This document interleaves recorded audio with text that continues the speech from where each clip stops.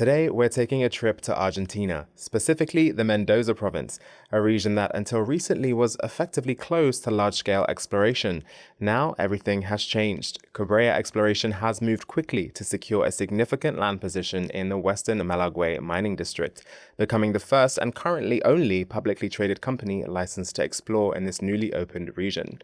Since we last spoke, the company has commenced drilling at El Perdido and announced the discovery of a large hydrothermal breccia, a body along the Cuprum trend, developments that could reshape the scale of the story. I'm Ricky Lee, and joining me on this episode of The Capital Compass to walk through the opportunity, the drill program, and what investors should be watching next is Rory Ritchie, VP Exploration and Director of Kobrea Exploration. Rory, great to meet you.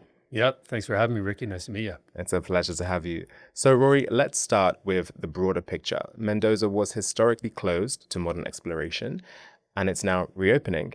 How significant is this shift for the region, and how important was it for Kobrea to establish itself early as the first and only publicly licensed company to explore there? Yeah. So that's a two-part question. So first off, Mendoza, the opening, or really the development of this mining district in southwest Mendoza province is a huge shift, a full 180-degree, not just through governmental policy and environmental policy, but also just the people, the social scene there. Historically, there was some pushback with exploration and development. Now that oil's drying up and they need new sources of revenue, they're very pro-mining. So it's literally gone from an anti-mining jurisdiction to pro-mining. So in that regard, for an opportunity like that, for a world-class, in this case, copper belt, to open up, you really have to be a first mover. If, that was our prerogative. We wanted to be the first ones. We did our due diligence quick, and we secured what we feel are the best projects in this new district. And in this district, you've assembled an enormous land position in the western Malargüe district. Can you give us a sense of the scale of your claims and why controlling that much ground in a newly open district matters for both a geological and strategic perspective? Yeah, so it's over 730 square kilometers, so it is a big land position. It straddles the Chilean-Argentinian border. Well, it doesn't straddle, it's strictly in the Argentinian side, but it occupies about 100 kilometers north-south, approximately, the projects. Most are contiguous, some are separated. So it is a big land package, but there's good access, good infrastructure. It makes it easy enough for a small company like ourselves to explore efficiently and to visit and do the systematic exploration we need to do at all the targets. So that's what we're doing. As well as you mentioned, we're drilling El Perdido. We're doing both concurrently, the target development and the drill program. Yeah, last time we spoke with Kobrea, we were talking about El Perdido, but now obviously the drilling has begun there, like you just mentioned.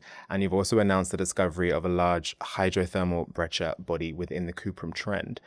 What's been the most meaningful development in this story over the past few months?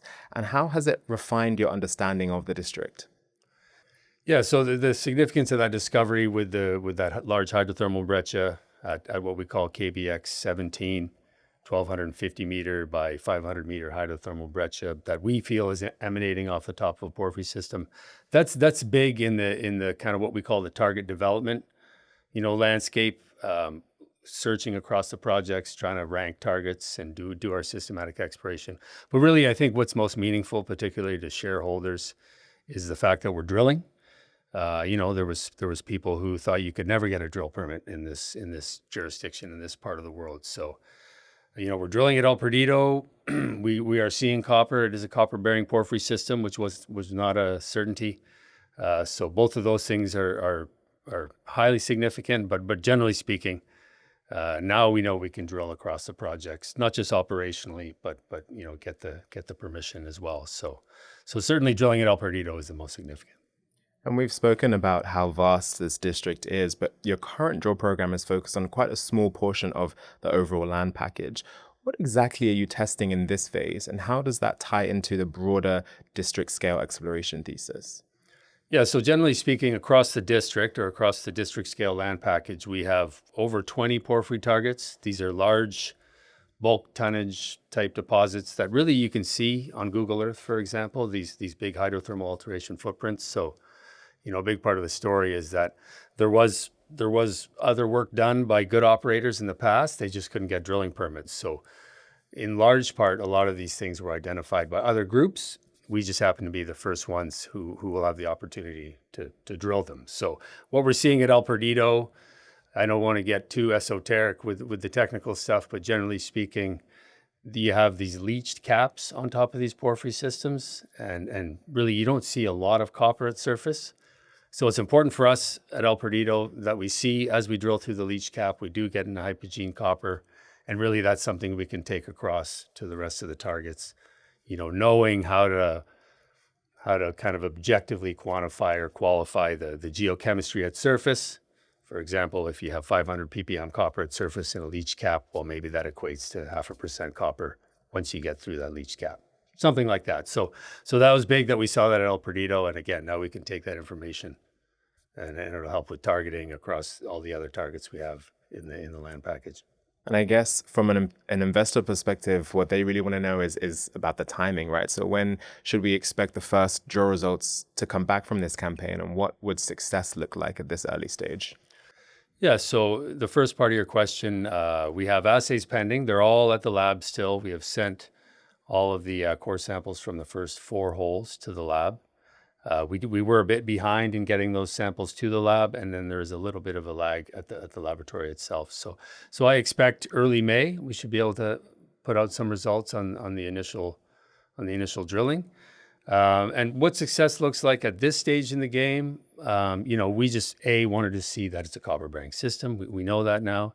Another thing I haven't touched on is that we are seeing now that there is the presence of some supergene enrichment, which again, I won't get in too technical with, but that's just something you want to see in these Andean porphyry systems. In terms of a hard number, X percent over X meters, it's hard to say that in terms of what success looks like. But for us, what we want to do is find the core of the system, which is where the best mineralization is. And then if that mineralization is 0.5% copper or more over hundreds of meters, that would certainly be a big success. Well, thank you so much for sharing your time with us today and taking us through the latest developments at Kobrea. Yeah, my pleasure. Thanks, Ricky. Once again, that is Rory Ritchie, VP of Exploration at Kobrea Exploration. For more information, visit KobreaExploration.com. I'm Ricky Lee, and this has been The Capital Compass. Thanks for watching, and I'll see you again next time.